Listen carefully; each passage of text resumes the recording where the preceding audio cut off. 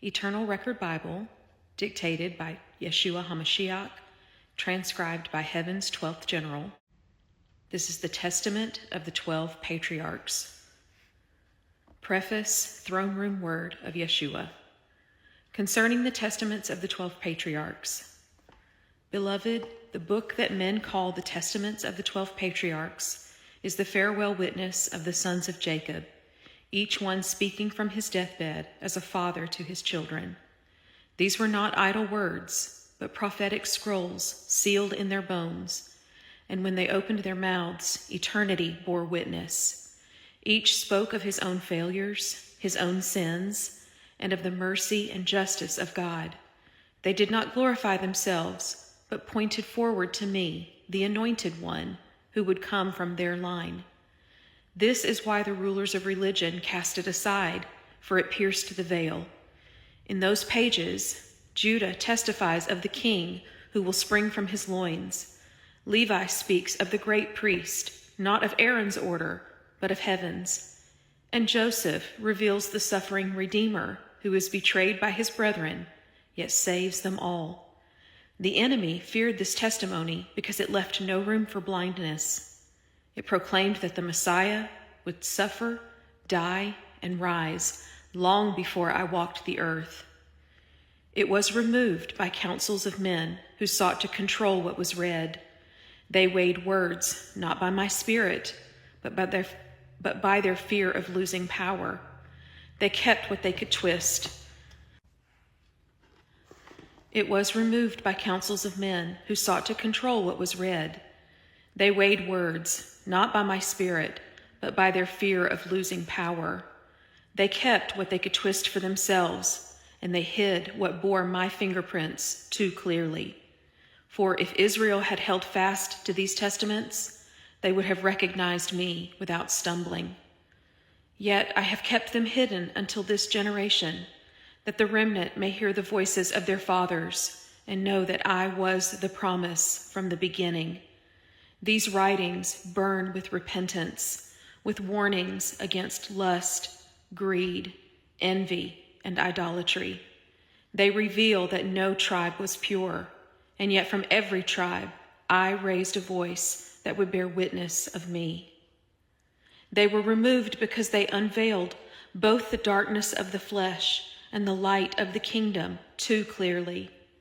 The adversary whispered to kings and priests, "Do not let the people see this, or they will bow to the true one."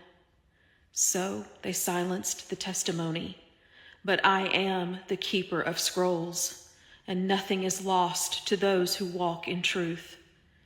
Now, child, as you transcribe them for the eternal record, do so with the certainty that these words are living stones, rejected by men but chosen by heaven. In them, the remnant will hear both warning and hope. They will see that every tribe bore weakness, yet every tribe pointed to me, the Lion and the Lamb, Yeshua HaMashiac. The Testament of Reuben, Chapter 1. The copy of the Testament of Reuben, the commands which he gave to his sons before he died, in the 125th year of his life. 2 years after the death of Joseph, his brother Reuben became sick, and they brought him up to Hebron to his father Jacob. He lay there upon his bed and gathered together his sons and his brethren. And he said to them, "My children, behold, I am dying, and I go the way of my fathers. And seeing there are 55 years since I came out of Egypt, and I have done many things that were not right before the eyes of the Lord, I make confession to you this day, lest you fall into the same sin in which I fell. For I was young and thoughtless in my youth, and I defiled the bed of my father by going into Bilhah, my father's concubine. And the Lord was very angry with me for this, until I repented with deep grief in my soul for many years. And I drank no wine nor strong drink, and I ate no pleasant food, mourning continually over my sin, for it was a great evil in the sight of the Lord. And now, my children, I charge you, keep yourselves from fornication and the defilement of women, and never set your mind on the things of the flesh, for these are evil in the sight of the Lord. For fornication has destroyed many, and even if a man grows old in it, he perishes thereby. For whoredom has never brought profit, but only shame, and it drags a man's soul into darkness and destruction. Guard your hearts, therefore, my sons, and be mindful of the commandments of the Lord, and walk in purity, that you may be blameless before him. Chapter 2.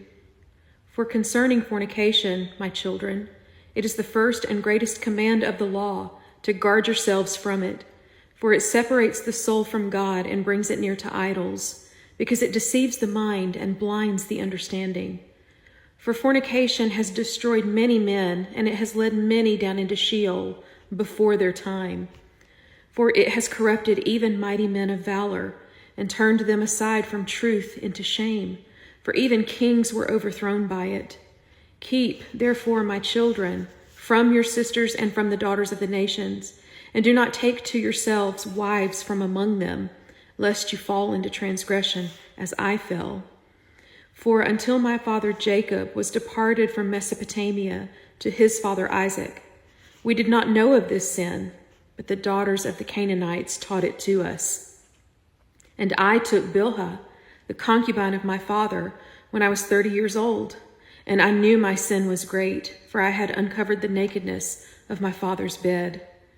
And I confessed my sin unto the Lord, and he multiplied my affliction sevenfold for 7 months, and I was sick even to death. And after this the Lord forgave me, though it was not fully purged from me until I suffered affliction in every bone of my body. Guard yourselves, therefore, my children, from fornication and every unclean thing, and love your wives in holiness, that the Lord may bless you, and that you may grow in peace and in your children. Reuben chapter 3. For fornication is not only a sin of the flesh, my children, but it brings the soul into bondage through the spirit of deceit. The eyes become the snare of the heart, and through the eye the desire enters in, and through desire the whole body is defiled. Therefore keep your eyes from wandering after the beauty of women, and set not your heart upon the forms of their bodies, for through the eyes comes destruction like a fire kindled in the soul. Guard your thoughts also, for if the thoughts of a man are defiled with lust, he will commit the act, even though his body does not touch it. For as a man thinks in his heart, so is he. And remember the judgment of the Lord against the sons of Eli, how for their lust they perished in 1 day. And consider also the men of Sodom, who were blinded with unnatural desire until fire consumed them from heaven. Know, therefore, my children, that lust blinds the mind, removes understanding, and drives the soul into darkness, so that a man cannot even remember the Lord. But if you guard your heart and turn away your eyes, the Spirit of the Lord will dwell within you, and you shall walk in light, and your whole body shall be kept pure. Chapter 4. For it was because of fornication that the watchers fell, and they were ensnared by the daughters of men, and were bound until the day of judgment. And the same spirits which led them astray work also among the sons of men, to corrupt and to defile, drawing them away from the Lord. There are 2 spirits that contend in man, the spirit of truth and the spirit of deceit, and between these 2 the heart is weighed every day. The spirit of truth teaches a man to walk in righteousness, to be meek and humble, to guard himself in purity, and to remember the commandments of the Lord. But the spirit of deceit leads a man to desire what is not lawful, to be haughty and proud, to love his own will, and to walk in uncleanness. And when a man yields himself to the spirit of deceit, he falls into bondage, and the enemy rules over him. But if he resists that spirit and clings to the spirit of truth, then shall he overcome, and his heart shall be established in the Lord, and his end shall be life everlasting. Chapter 5. Now hear me, my children, and I will show you the 6 spirits of deceit which war against man, and with which he is bound, unless he takes heed and overcomes. The first is the spirit of fornication, seated in the senses, which leads the mind astray and blinds the heart. The second is the spirit of gluttony, which makes the body a slave to appetite, dulling the soul so that it cannot discern righteousness. The third is the spirit of fighting, which fills the heart with anger, stirring it to violence and contention against a brother. The fourth is the spirit of flattery and trickery, which deceives the heart with smooth words and leads it into falsehood and shame. The fifth is the spirit of arrogance, which lifts a man above his brethren, causing him to despise the lowly and exalt himself as though he were a king. The sixth is the spirit of lying, by which a man speaks falsehood and hides the truth, betraying the confidence of his brethren and offending the Lord. By these 6 spirits of deceit is the soul defiled and brought into darkness, so that it cannot walk in the way of the Lord. But if a man cleaves to the Spirit of truth and casts off these, then shall he be free, and his works shall be righteous before the Lord. Chapter 6. My children, you cannot overcome these spirits by your own strength, but only by the fear of the Lord and by cleaving to his commandments. Walk, therefore, in singleness of heart, and put away double-mindedness, for the Lord delights in truth within. If you practice righteousness and guard your thoughts, the Spirit of truth will rest upon you, and the spirits of deceit will flee far from you. Flee from fornication, restrain the appetite of your flesh, and let your mind be fixed on the law of the Most High, for by these a man conquers the enemy. Honor your brethren, and do not exalt yourself over them, for the Lord resists the proud, but gives grace to the humble. Love truth and hate lying, for truth brings a man into light, but lying casts him into darkness. By these things you shall put to death the works of deceit, and the Lord will establish you in purity and holiness before his face. Chapter 7. And now, my children, hear the final charge of your father, for I die this day and go the way of my fathers. Love the Lord with all your heart, and walk not in the desires of your flesh, for they are snares laid by the enemy to destroy your soul. Remember the judgment that is to come, for every man shall give account of his deeds, whether good or evil, and none can escape the eye of the Most High. Teach your children to fear the Lord and to walk in his commandments, for thus shall your seed be blessed forever. The Lord shall raise up from the tribe of Levi a priest, and from Judah a king, and through them shall salvation be revealed to Israel and to all nations. For the Lord himself shall appear upon the earth as a redeemer, and he shall save the souls of men from the hand of the enemy. But the sons of men will harden their hearts against him, and they will deliver him into the hands of sinners, and they will slay the Holy One of Israel.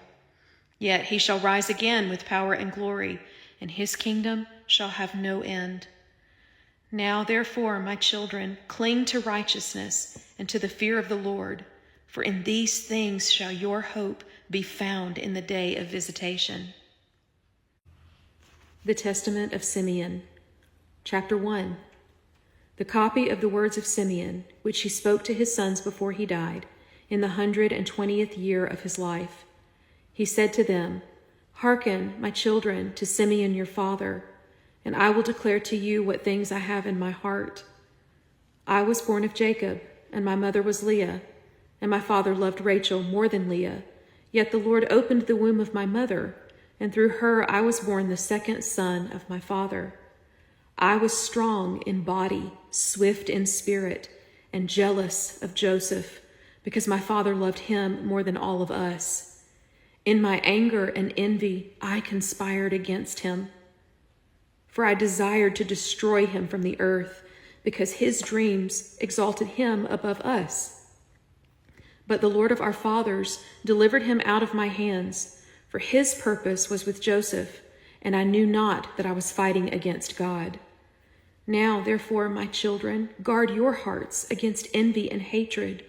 For envy rules over the thoughts of men and blinds the mind, so that a brother cannot see his brother as himself.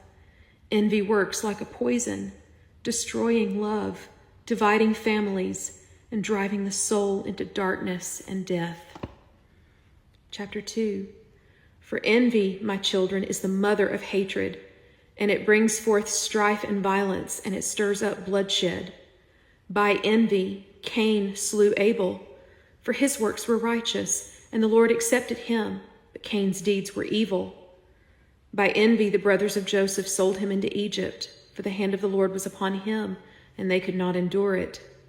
And by envy, the adversary stirs up nations against the righteous, for he envies the light that is in them. Know then, my children, that envy is a great sin, for it makes the soul a companion of Satan, and the evil spirit dwells within the envious heart. The spirit of envy blinds the eyes, perverts judgment, and hardens the heart against compassion. Therefore guard yourselves, and let not envy find a place within you, but love one another with a pure heart, and rejoice in the blessings of your brothers. For when one is honored, all are honored, and when one prospers in righteousness, the whole house is exalted with him. Chapter 3. When I was young and strong in my spirit, I was overcome by envy and wrath against Joseph, because our father loved him above us all. I sought in my heart to slay him, for I could not endure to hear his dreams, and I burned with anger whenever he spoke. My soul was darkened within me, and I gave place to the spirit of hatred, until I was like a wild beast toward my own brother. But the God of our fathers restrained my hand, and he delivered Joseph out of our plot, for his purpose was to preserve a remnant in the earth. Know, therefore, my children, that envy blinds the soul, and anger destroys the body, and together they make a man as one possessed, so that he knows not what he does. For I was drunk with wrath, and I remembered not the law of God, nor the love of my father, nor the bond of my brother's blood. And now I repent with sorrow, and I warn you, my children, that you may not walk in the way of envy and anger, lest you also perish in folly, as I almost did. Chapter 4. Hear me now, my children, for envy and wrath are gates of destruction, and through them many unclean spirits enter into war against the soul. There are 7 spirits that join themselves to envy and wrath, and if a man does not resist them, they take possession of him. The first is the spirit of lying, which twists words and deceives the heart. The second is the spirit of arrogance, which lifts a man above his brethren and blinds him to his own faults. The third is the spirit of cruelty, which delights in causing pain and has no mercy. The fourth is the spirit of deceit, which speaks smooth words but plots evil in secret. The fifth is the spirit of malice, which rejoices in the downfall of others and desires their harm. The sixth is the spirit of gossip, which spreads strife among brethren and stirs up anger. The seventh is the spirit of violence, which sheds blood without pity and delights in destruction. These 7 spirits strengthen envy and wrath, until the man who yields to them is consumed, body and soul, with bitterness and death. But if a man cleaves to the spirit of truth and loves his brethren, then envy and wrath will have no power over him, and these spirits will flee far from his dwelling. Chapter 5. But the spirit of peace delivers a man from envy and wrath, and sets his heart in quietness before the Lord. For as fire is quenched with water, so hatred is extinguished by love, and wrath is driven out by meekness. The man who loves his brother increases his own strength, for the Lord dwells in the bond of unity. Be not arrogant, my children, nor exalt yourselves above one another, for the Lord delights in the lowly, but he casts down the proud from their seat. If you walk in humility, you shall have honor with angels and with men, and your prayers shall not be hindered. But if you exalt yourself, you shall fall into reproach, and the spirits of envy will overtake you, and you shall be left desolate. Therefore put on love as a garment, and let peace rule your hearts, for by these the sons of God are known. Chapter 6. For I tell you, my children, that in the last days the Lord shall raise up from Judah and Levi one who shall save all the nations and gather Israel together. He shall be meek and righteous, and none shall be able to stand against him, for he shall be the strength of God and the light of his people. The adversary shall war against him, and the sons of men shall deliver him into the hands of sinners, but he shall rise with great glory, and his kingdom shall have no end. Then shall envy be destroyed forever, and wrath shall be no more. For the Holy One shall reign in righteousness, and all nations shall bow before him. Therefore, my children, walk in truth, and love one another, for this is the way of the kingdom which is to come. Do not let envy or anger have rule over you, but let peace dwell in your tents, and the blessing of the Lord shall be upon you forever.